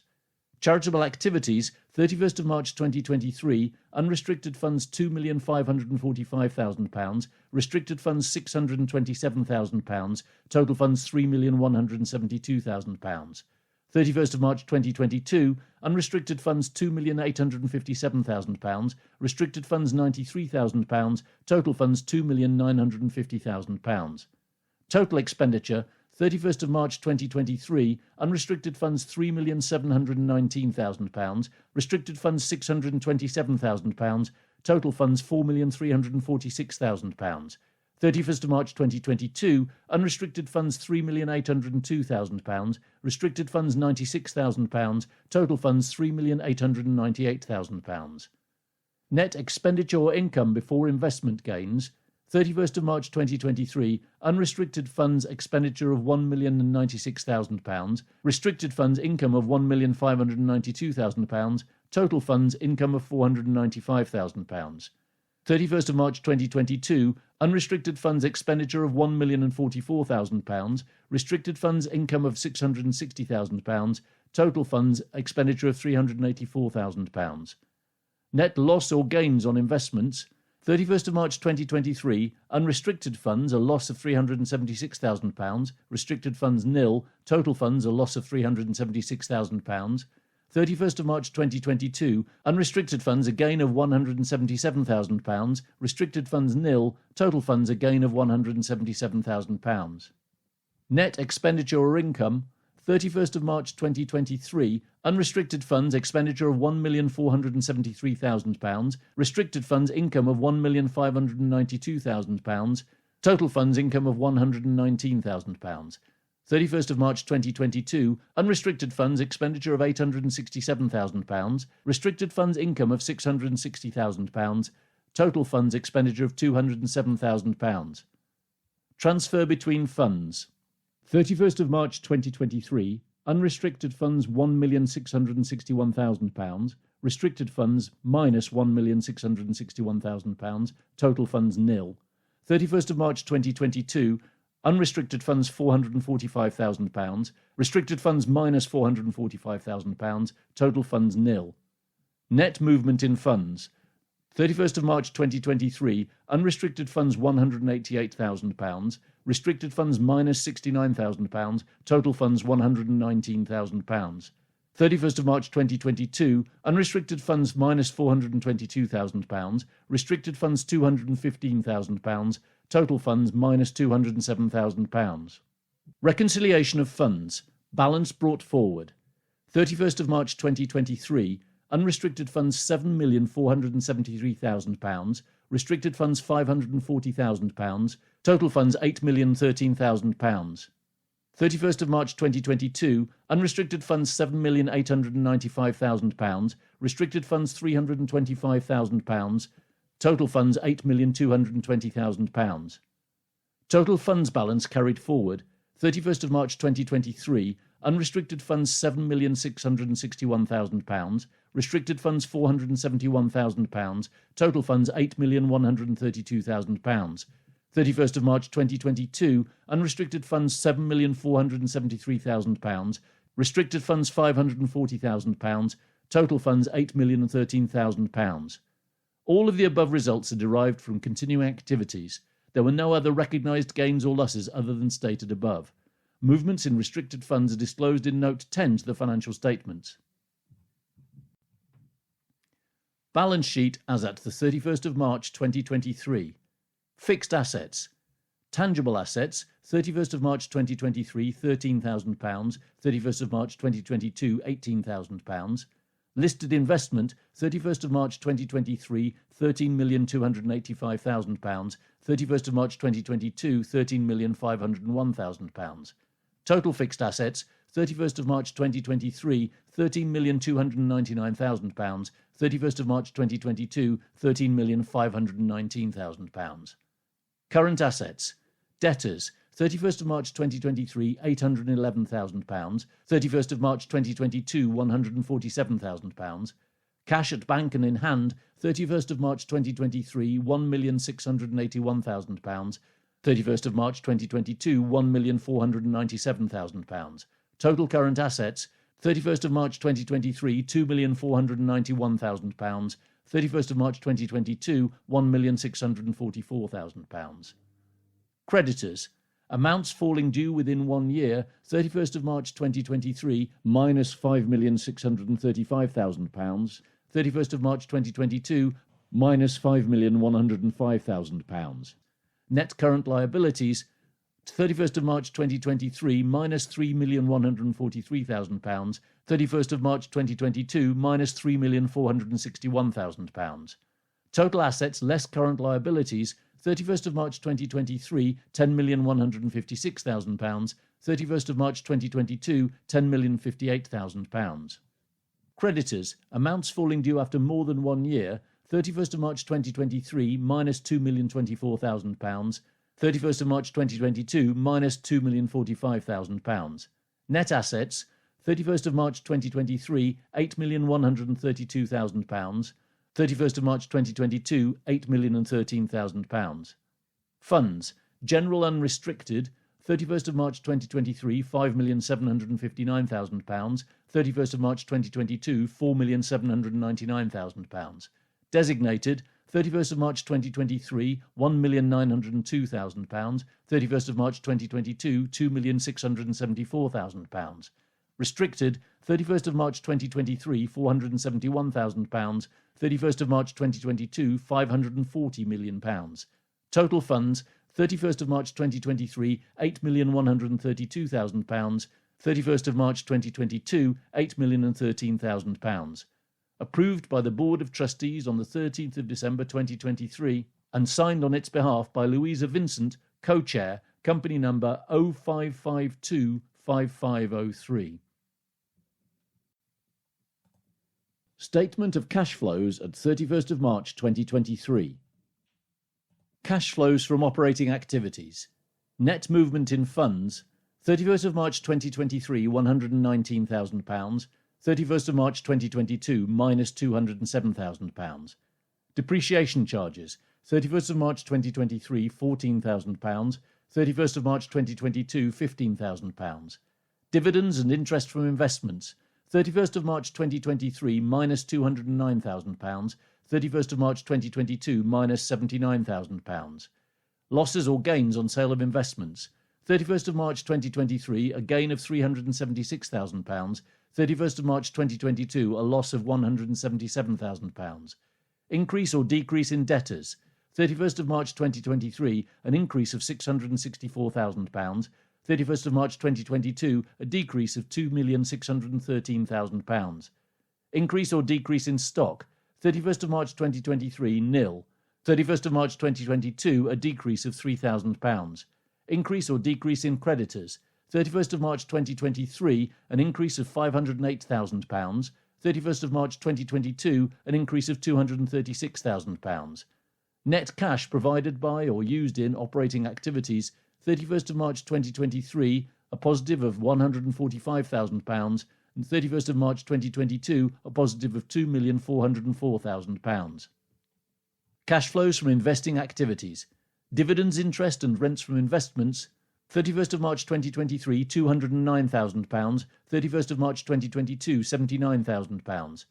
Purchase of furniture, fittings and equipment, 31st of March 2023, minus £9,000. 31st of March 2022, minus £10,000. Proceeds from sale of investments, 31st of March 2023, £11,172,000. 31st of March 2022, £2,352,000. Purchase of investments, 31st of March 2023, minus £9,063,000. 31st of March 2022, minus £6,114,000. Movement in cash within investment portfolio, 31st of March 2023, minus £2,269,000. 31st of March 2022, £1,901,000. Net cash provided by or used in investing activities, 31st of March 2023, a positive of £40,000. 31st of March 2022, a negative of £1,792,000. Change in cash and cash equivalents in the reporting period, 31st of March 2023, a positive of £185,000. 31st of March 2022, a positive of £612,000. Reconciliation. Cash and cash equivalents at the beginning of the year, 31st of March 2023, £1,497,000. 31st of March 2022, £885,000. Change in cash and cash equivalents, 31st of March 2023, £185,000. 31st of March 2022, £612,000. Cash and cash equivalents at the end of the year, 31st of March 2023, £1,681,000. 31st of March 2022, £1,497,000. Notes to the financial statements for the year ended 31st of March 2023. 1. Accounting policies. A. Statutory information. British Eye Research Foundation, trading as Fight for Sight, is a charitable company limited by guarantee and is incorporated in the United Kingdom. The registered office address and principal place of business is 18 Mansell Street, London E1 8AA. B. Basis of preparation. The financial statements have been prepared in accordance with Accounting and Reporting by Charities Statement of Recommended Practice applicable to charities preparing their accounts in accordance with the financial reporting standard applicable in the UK and Republic of Ireland, Charities SORP FRS 102, the financial reporting standard applicable in the UK and Republic of Ireland FRS 102, and the Companies Act 2006. Assets and liabilities are initially recognised at historical cost or transaction value unless otherwise stated in the relevant accounting policy or note. C. Public benefit entity. The charitable company meets the definition of a public benefit entity under FRS 102. D. Going concern. The trustees consider that there are no material uncertainties about the charitable company's ability to continue as a going concern. The trustees do not consider that there are any sources of estimation uncertainty at the reporting date that have a significant risk of causing a material adjustment to the carrying amounts of assets and liabilities within the next reporting period. E. Income. Income is recognised when the charity has entitlement to the funds, any performance conditions attached to the income have been met, it is probable that the income will be received and that the amount can be measured reliably. For legacies, entitlement is taken as the earlier of the date on which either the charity is aware that probate has been granted, the estate has been finalised and notification has been made by the executor or executors to the charity that a distribution will be made, or when a distribution has been made. Receipt of a legacy, in whole or in part, is only considered probable when the amount can be measured reliably and the charity has been notified of the executor's intention to make a distribution. F. Donations in kind. Donated professional services are recognised as income when the charity has control over the item or received the service, any conditions associated with the donation have been met, the receipt of economic benefit from the use by the charity of the item is probable, and that economic benefit can be measured reliably. In accordance with the charity's SORP FRS 102, volunteer time is not recognised as a donation in kind. On receipt, donated gifts and professional services are recognised on the basis of the value of the gift to the charity, which is the amount the charity would have been willing to pay to obtain services of equivalent economic benefit on the open market. A corresponding amount is then recognised in expenditure in the period of receipt. G. Fund accounting. Restricted funds are used for specific purposes as laid down by the donor. Expenditure which meets these criteria is charged to the fund. Unrestricted funds are donations and other incoming resources received or generated for the charitable purposes. Designated funds are unrestricted funds earmarked by the trustees for particular purposes. H. Grants payable. Grants payable are commitments made to third parties in the furtherance of the objectives of the charity. Single or multi-year grants are accounted for when either the recipient has a reasonable expectation that they will receive a grant and the trustees have agreed to pay the grant without condition, or the recipient has a reasonable expectation that they will receive a grant and that any condition attaching to the grant is outside of the control of the charity. Provisions for grants are made when the intention to make a grant has been communicated to the recipient, but there is uncertainty about either the timing of the grant or the amount of grant payable. I. Tangible fixed assets. Items of equipment are capitalised where the purchase price exceeds £500. Depreciation costs are allocated to activities on the basis of the use of the related assets in those activities. Assets are reviewed for impairment if circumstances indicate their carrying value may exceed their net realisable value and value in use. Depreciation is provided at rates calculated to write down the cost of each asset to its estimated residual value over its expected useful life, which is normally 4 years. J. Expenditure and irrecoverable VAT. Expenditure is recognised once there is a legal or constructive obligation to make a payment to a third party, it is probable that settlement will be required, and the amount of the obligation can be measured reliably. Expenditure is classified under the following activity headings. Costs of raising funds relate to the costs incurred by the charitable company in inducing third parties to make voluntary contributions to it, as well as the cost of any activities with a fundraising purpose. The costs associated with external management of our investment portfolios are also included under this heading as investment management costs. Expenditure on charitable activities includes the cost of grants awarded and disseminating information to further the purposes of the charity and their associated support costs. Irrecoverable VAT is charged as a cost against the activity for which the expenditure was incurred. K. Allocation of support costs. Resources expended are allocated to a particular activity where the cost relates directly to that activity. Support costs denote the central costs incurred to support the raising of funds and charitable activities. Support costs for finance, HR, facilities and ICT are apportioned between costs of raising funds and charitable activities based on the staff resource used in each area as measured by staff headcount. Governance costs are the costs associated with the governance arrangements of the charity. These include all constitutional and statutory requirements and any costs associated with the strategic management of the charity's activities. Governance costs have been apportioned between costs of raising funds and charitable activities based on the total spend in each area. L. Investments in subsidiaries. Investments in subsidiaries are at cost. M. Investments. Investments are a form of basic financial instrument and are initially recognised at their transaction value and subsequently measured at their fair value as at the balance sheet date using the closing quoted market price. Any changes in fair value, whether realised or unrealised, are combined and shown in the heading Net Gains or Losses on Investments in the Statement of Financial Activities. The charity does not acquire put options, derivatives or other complex financial instruments. N. Financial instruments. The charity only has financial assets and liabilities of the kind that qualify as basic financial instruments. Basic financial instruments are initially recognised at transaction value and subsequently measured at their settlement value. O. Debtors. Trade and other debtors are recognised at the settlement amount due after any trade discount offered. Prepayments are valued at the amount prepaid net of any trade discounts due. P. Cash at bank and in hand. Cash at bank and cash in hand includes cash and short-term highly liquid investments with a short maturity of 3 months or less from the date of acquisition or opening of the deposit or similar account. Q. Creditors and provisions. Creditors and provisions are recognised where the charity has a present obligation resulting from a past event that will probably result in the transfer of funds to a third party, and the amount due to settle the obligation can be measured or estimated reliably. Creditors and provisions are normally recognised at their settlement amount after allowing for any trade discounts due. R. Pensions. The charity makes payments to a defined contribution pension scheme on behalf of employees. The assets of the scheme are held separately from those of the charity in independently administered funds.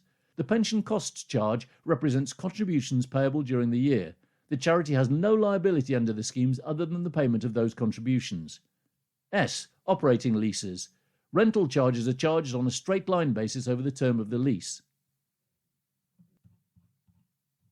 2. Income. A. Donations and legacies. Individuals.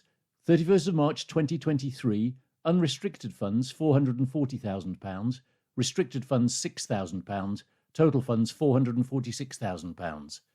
31st of March 2022, unrestricted funds £602,000, restricted funds £1,000, total funds £603,000. Companies and trusts.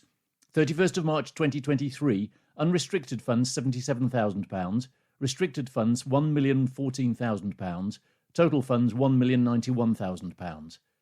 31st of March 2022, unrestricted funds £208,000, restricted funds £290,000, total funds £498,000. Regional and community groups. 31st of March 2023, unrestricted funds £61,000, restricted funds £126,000, total funds £187,000. 31st of March 2022, unrestricted funds £43,000, restricted funds £64,000, total funds £107,000. Research partners, 31st of March 2023, unrestricted funds nil, restricted funds £1,039,000, total funds £1,039,000. 31st of March 2022, unrestricted funds nil, restricted funds £401,000, total funds £401,000. Events, 31st of March 2023, unrestricted funds £20,000, restricted funds £14,000, total funds £34,000.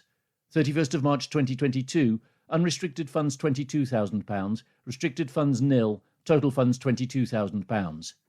Legacies, 31st of March 2023, unrestricted funds £1,782,000, restricted funds £20,000, total funds £1,802,000. 31st of March 2022, unrestricted funds £1,787,000, restricted funds nil, total funds £1,787,000. Donations in kind, 31st of March 2023, unrestricted funds nil, restricted funds nil, total funds nil. 31st of March 2022, unrestricted funds £5,000, restricted funds nil, total funds £5,000. Total donations and legacies, 31st of March 2023, unrestricted funds £2,380,000, restricted funds £2,219,000, total funds £4,599,000. 31st of March 2022, unrestricted funds £2,667,000, restricted funds £756,000, total funds £3,423,000. Donations in kind comprise legal advice. In 2023, nil, and in 2022, Mayer Brown International LLP provided donation in kind totalling £5,133. 7 material legacies or donations were notified as due to the charity in 2022-23, 3 in 2021-22, but were not recognised as income as they have not met the recognition criteria of the charity's income policy, as stated in Note 1E. Whilst the overall value is uncertain, the charity anticipates that the cumulative figure will be in excess of £1,795,750, 2022 £133,000, with payment received by the end of financial year 2023-24. B. Investments income. Income from listed investments. 31st of March 2023, unrestricted funds £202,000, restricted funds nil, total funds £202,000. 31st of March 2022, unrestricted funds £78,000, restricted funds nil, total funds £78,000. Interest in cash deposits, 31st of March 2023, unrestricted funds £7,000, restricted funds nil, total funds £7,000. 31st of March 2022, unrestricted funds £1,000, restricted funds nil, total funds £1,000. C. Other income. Royalties, 31st of March 2023, unrestricted funds £34,000, restricted funds nil, total funds £34,000. 31st of March 2022, unrestricted funds £12,000, restricted funds nil, total funds £12,000. Other income comprises income received from royalties in 2022-23, £34,000, and in 2021-22, £12,000. 3. Expenditure. A. Expenditure on raising funds. Expenditure on raising donations and legacies, 2023 £1,132,000, 2022 £923,000. Investment manager costs, 2023 £43,000, 2022 £25,000. Total expenditure on raising funds, 2023 £1,175,000, 2022 £948,000. B. Analysis of expenditure, current year. Expenditure on raising funds, direct £601,000, grant nil, support £574,000, total £1,175,000. Research costs, direct £202,000, grant £2,254,000, support £359,000, total £2,815,000. Policy and information, direct £151,000, grant nil, support £206,000, total £357,000.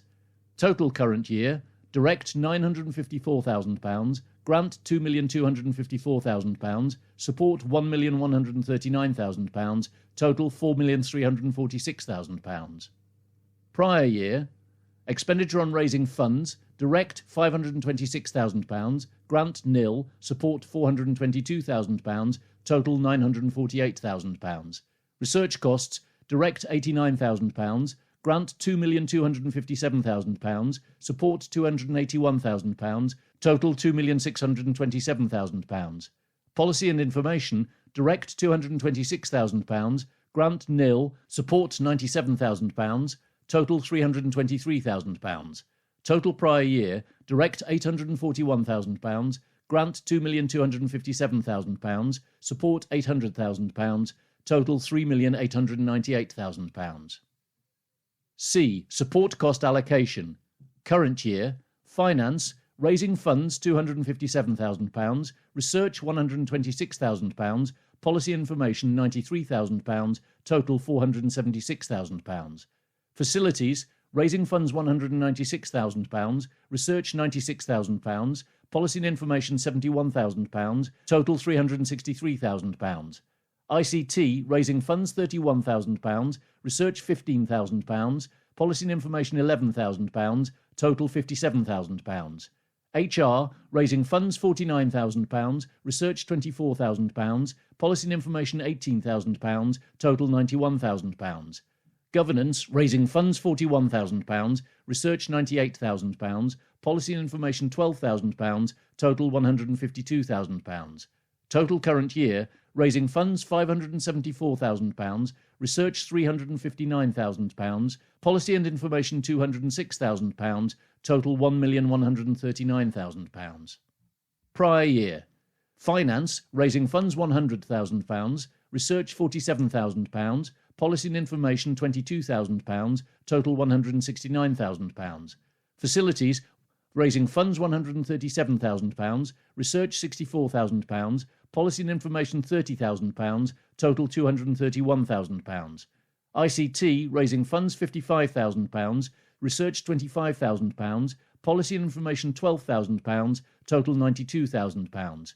HR, raising funds £95,000, research £45,000, policy and information £22,000, total £162,000. Governance, raising funds £35,000, research £100,000, policy and information £11,000, total £146,000.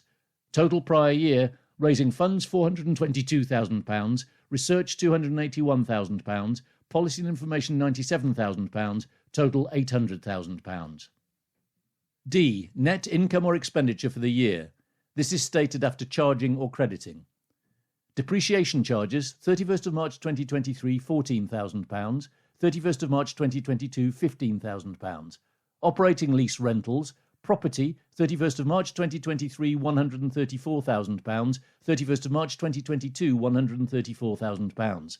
Other, 31st of March 2023, £2,000, 31st of March 2022, £2,000. Auditor's remuneration, excluding VAT, 31st of March 2023, £15,000, 31st of March 2022, £13,000. E. Staff costs. Permanent staff. Wages and salaries, 31st of March 2023, £799,000, 31st of March 2022, £483,000. Redundancy, 31st of March 2023, nil, 31st of March 2022, £35,000. Ex gratia, 31st of March 2023, £30,000, 31st of March 2022, nil. Social Security, 31st of March 2023, £94,000, 31st of March 2022, £57,000. Pension, 31st of March 2023, £66,000, 31st of March 2022, £43,000. Total, 31st of March 2023, £989,000, 31st of March 2022, £618,000. Recruitment costs, 31st of March 2023, £42,000, 31st of March 2022, £74,000. Temporary staff, 31st of March 2023, £74,000, 31st of March 2022, £235,000. Total staff costs, 31st of March 2023, £1,105,000, 31st of March 2022, £927,000. The average number of employees during the year ended 31st of March 2023 was 17, 10 in 2022. Key management personnel. Total employee benefits, including employers' national insurance and employers' pension contribution, 31st of March 2023, £519,000, 31st of March 2022, £367,000. The following number of employees has total remuneration in excess of £60,000, excluding national insurance and employer pension costs, within bands as follows: £60,000 to £69,999, 31st of March 2023 nil, 31st of March 2022 1. £70,000 to £79,999, 31st of March 2023 1, 31st of March 2022 1. £80,000 to £89,999, 31st of March 2023 1, 31st of March 2022 1. The bands between £90,000 and £119,999 have no employees in either year. £120,000 to £129,999, 31st of March 2023 1, 31st of March 2022 nil. F. Pension costs. The charity has a defined contribution group personal pension scheme which is open to all employees. The assets of all schemes are managed separately by the financial services companies concerned and are completely independent of the charity's funds. Contributions have been made on a regular basis and there were no outstanding contributions at the 31st of March 2023 and none at 2022. 4. Grants payable. Grant commitments at start of year, 31st of March 2023, unrestricted funds £4,739,000, restricted funds £2,148,000, total funds £6,887,000. 31st of March 2022, unrestricted funds £3,993,000, restricted funds £2,532,000, total funds £6,525,000. Grant commitments made in the year. 31st of March 2023, unrestricted funds £2,067,000, restricted funds £547,000, total funds £2,614,000. 31st of March 2022, unrestricted funds £2,209,000, restricted funds £99,000, total funds £2,308,000. Grant commitments released in year. 31st of March 2023, unrestricted funds minus £356,000, restricted funds minus £4,000, total funds minus £360,000. 31st of March 2022, unrestricted funds minus £45,000, restricted funds minus £6,000, total funds minus £51,000. Net grants awarded in the year, 31st of March 2023, unrestricted funds £1,711,000, restricted funds £543,000, total funds £2,254,000. 31st of March 2022, unrestricted funds £2,164,000, restricted funds £93,000, total funds £2,257,000. Grant commitments paid during the year. 31st of March 2023, unrestricted funds minus £7,000, restricted funds minus £1,899,000, total funds minus £1,906,000. 31st of March 2022, unrestricted funds minus £973,000, restricted funds minus £922,000, total funds minus £1,895,000. Transfers from unrestricted to restricted grant. 31st of March 2023, unrestricted funds minus £1,661,000, restricted funds £1,661,000, total funds nil. 31st of March 2022, unrestricted funds minus £445,000, restricted funds £445,000, total funds nil. Grant commitments at the end of the year.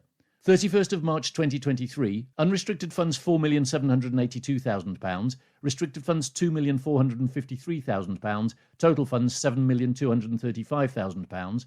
31st of March 2022, unrestricted funds £4,739,000, restricted funds £2,148,000, total funds £6,887,000.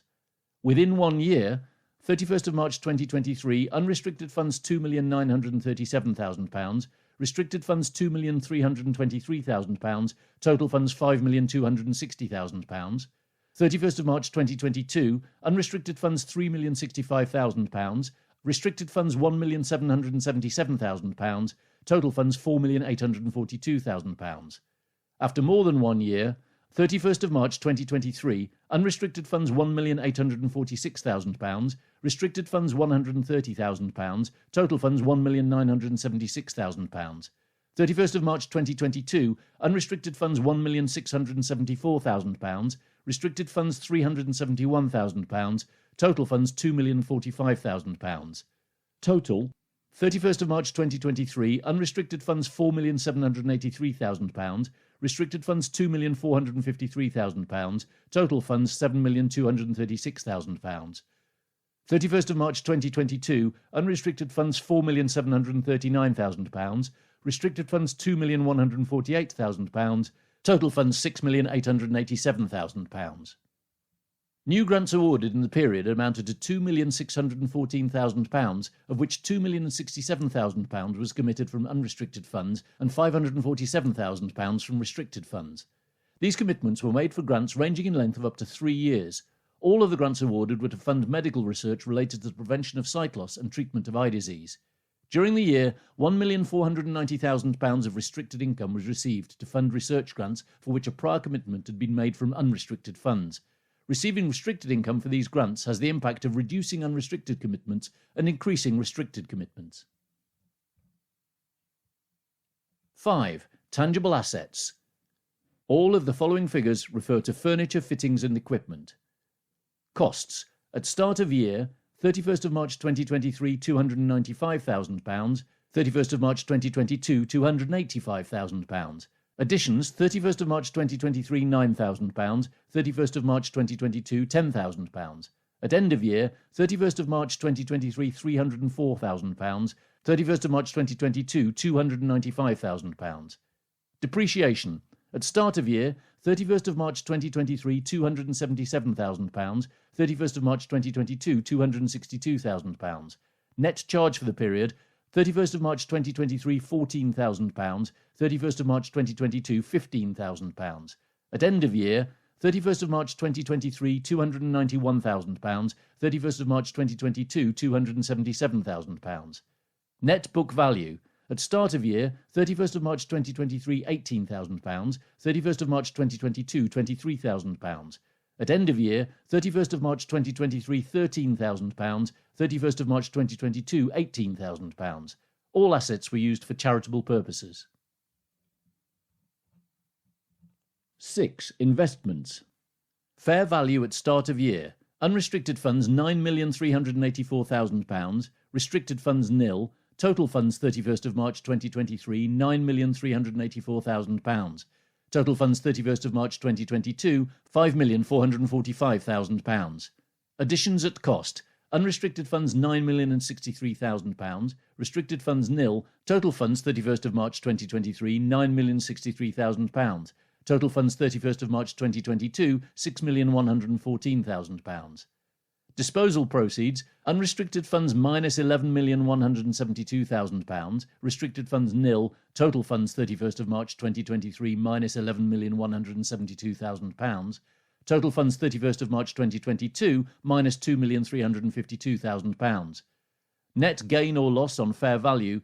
Unrestricted funds a loss of £376,000, restricted funds nil, total funds 31st of March 2023 a loss of £376,000, total funds of 31st of March 2022 a gain of £177,000. Total unrestricted funds £6,899,000, restricted funds nil, total funds 31st of March 2023 £6,899,000, total funds 31st of March 2022 £9,384,000. Cash held pending reinvestment. Unrestricted funds £6,028,000, restricted funds £358,000, total funds 31st of March 2023 £6,386,000, total funds 31st of March 2022 £4,117,000. Fair value at end of year. Unrestricted funds £12,927,000, restricted funds £358,000, total funds 31st of March 2023 £13,285,000, total funds 31st of March 2022 £13,501. 7. Debtors. Gift aid recoverable. 31st of March 2023 £29,000, 31st of March 2022 £29,000. Sundry debtors and prepayments, 31st of March 2023 £781,000, 31st of March 2022 £115,000. Other accrued income, 31st of March 2023 nil, 31st of March 2022 £3,000. Total debtors, 31st of March 2023 £811,000, 31st of March 2022 £147,000. 8. Creditors, amounts falling due within 1 year. Grants payable, 31st of March 2023 £5,260,000, 31st of March 2022 £4,842,000.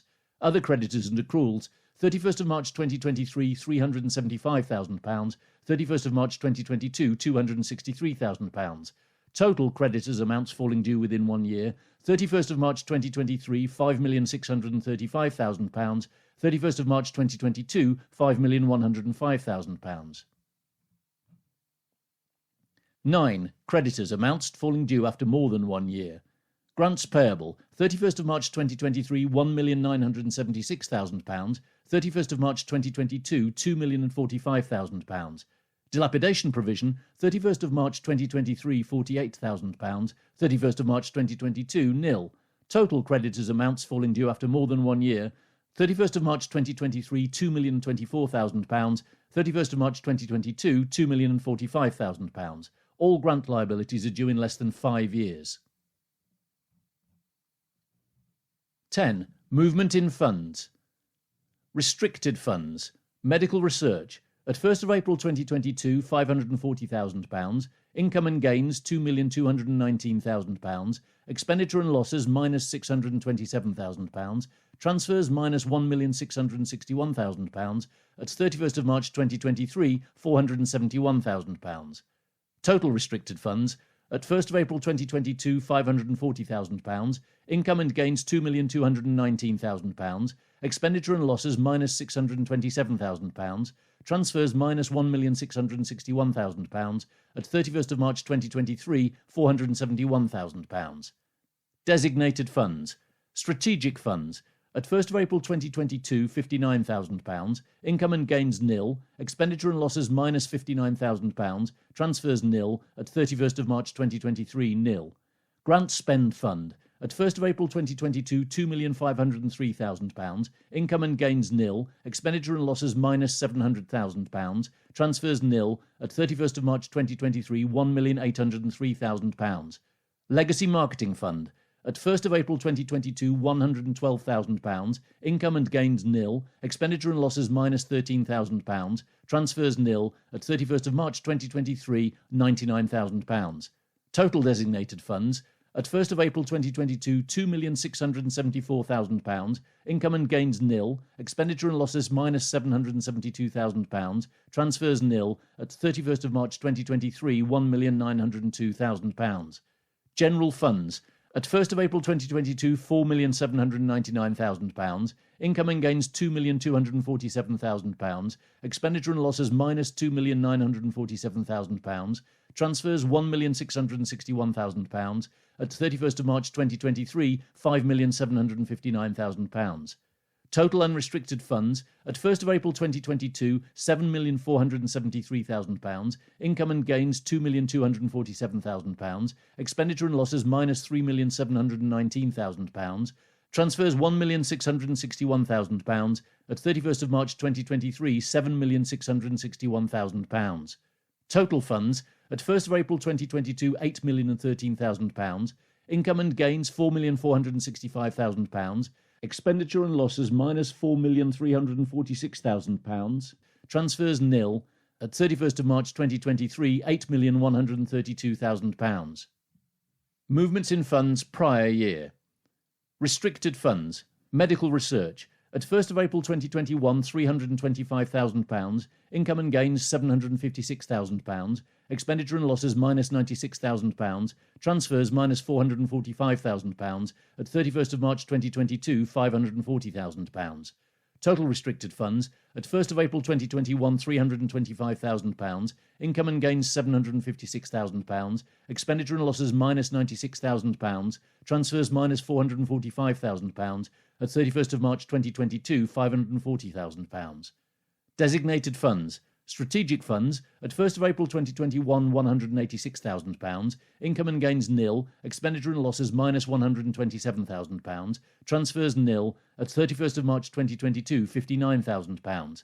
Grant spend fund at 1st of April 2021, £3,203,000, income and gains nil, expenditure and losses minus £700,000, transfers nil, at 31st of March 2022, £2,503,000. Legacy Marketing Fund at 1st of April 2021, £125,000, income and gains nil, expenditure and losses minus £13,000, transfers nil, at 31st of March 2022, £112,000. Total designated funds at 1st of April 2021, £3,514,000, income and gains nil, expenditure and losses minus £840,000, transfers nil, at 31st of March 2022, £2,674,000. General funds at 1st of April 2021, £4,381,000, income and gains £2,935,000, expenditure and losses minus £2,962,000, transfers £445,000, at 31st of March 2022, £4,799,000. Total unrestricted funds at 1st of April 2021, £7,895,000, income and gains £2,935,000, expenditure and losses minus £3,802,000, transfers £445,000, at 31st of March 2022, £7,473,000.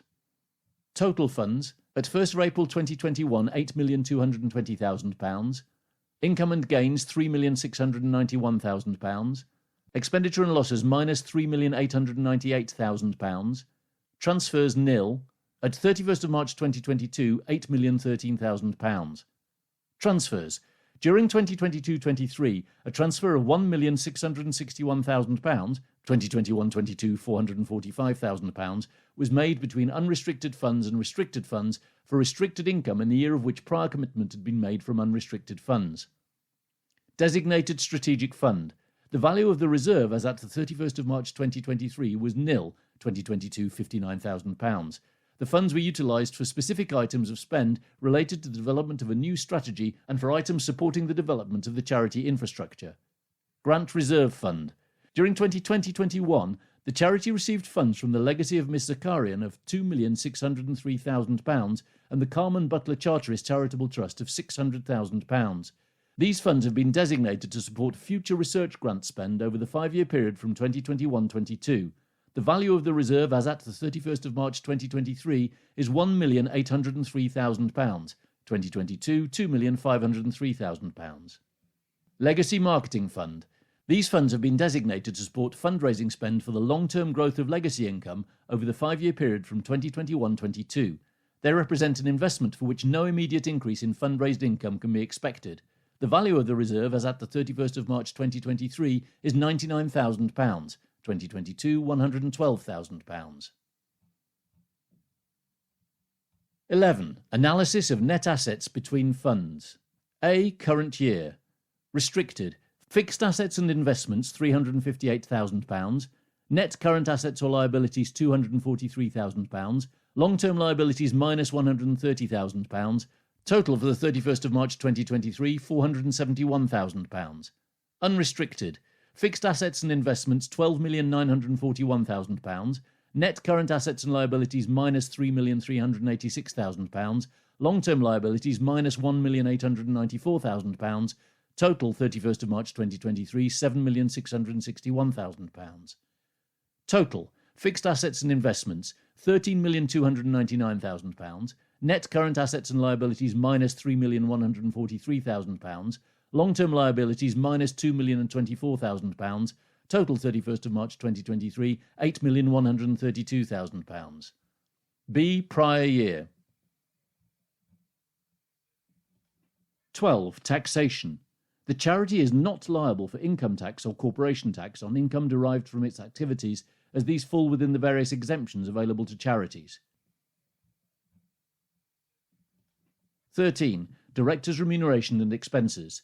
No director received any remuneration in the period. 2022, nil. Directors are reimbursed for travel and subsistence properly incurred on the charity's affairs, and the charity also makes similar payments direct to third parties on behalf of the directors.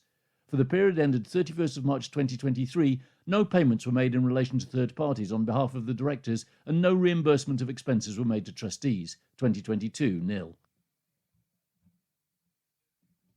14. Transactions with related parties. There were no related party transactions during the year ended 31st of March 2023, 2022, nil, and are no donations from related parties which are outside the normal course of business, and no restricted donations from related parties. 15. Subsidiary companies. The charity controls 3 subsidiary undertakings whose registered offices are also at 18 Mansell Street, London E1 8AA, as follows. Fight for Sight Trading Limited, company number 2389071. The charity holds 2 ordinary shares of £1 each, representing 100% holding in this subsidiary company. The company has been dormant since 1998. The Iris Fund for the Prevention of Blindness, company number 1929733, registered charity number 293204, and previously registered as British Eye Research Foundation. On the 31st of October 2005, its business activities, assets and liabilities were transferred to the British Eye Research charity trading as Fight for Sight. Eye Research UK. Company number 4424695, registered charity number 1091829, and previously registered as Fight for Sight. On the 31st of October 2005, its business activities, assets and liabilities were transferred to the British Eye Research charity trading as Fight for Sight.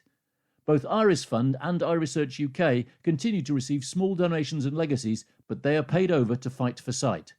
Consolidated financial statements are not prepared as the entities are immaterial to the group. On the 1st of April 2023, Vision Foundation for London transferred its assets to Fight for Sight and also became a subsidiary company of it.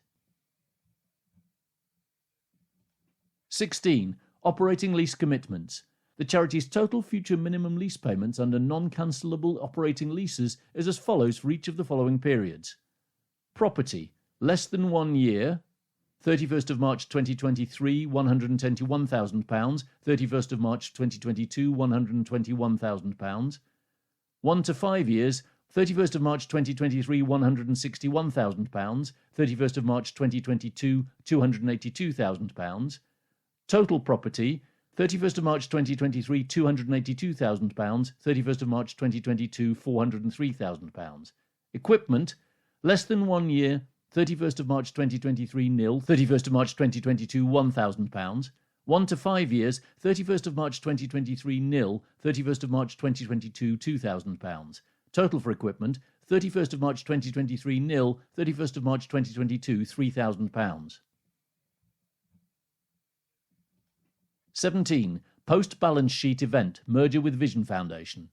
On the 1st of April 2023, Fight for Sight, British Eye Research Foundation, merged with Vision Foundation, Vision Foundation for London, by means of a transfer of assets from Vision Foundation to Fight for Sight. The amount recognised in this transaction was £3,551,000, details of which follow in Vision Foundation's balance sheet pre-merger.